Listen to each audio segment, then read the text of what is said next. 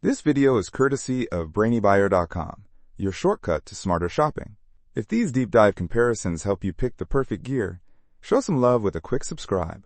Okay, so we're looking at two propane grills, right? The Nexgrill Fortress and the Weber Genesis S335. Big price difference right off the bat. The Nexgrill's only around $180, while the Weber's closer to $1,400. Yeah, massive difference. So what are we getting for that extra cash with the Weber?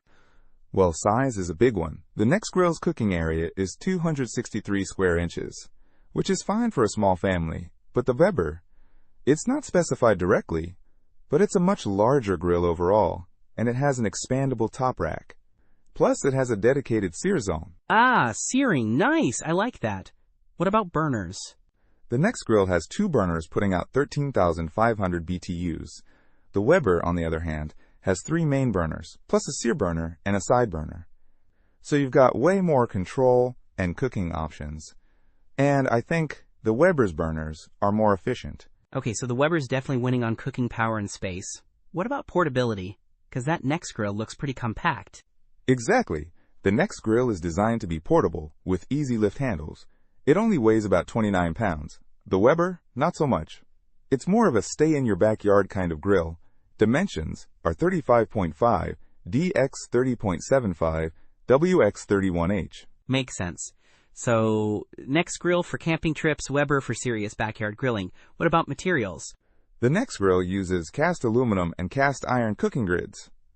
The Weber stainless steel, which generally means better durability and rust resistance, and it looks more premium. Okay, durability is a big factor. Anything else that sets them apart? The Weber has this whole Weber crafted outdoor kitchen collection thing going on, where you can swap out the grates for different cooking surfaces, like a griddle or a wok. It also has a grill locker for storing accessories. The Nexgrill is more basic, but it does come with a griddle insert.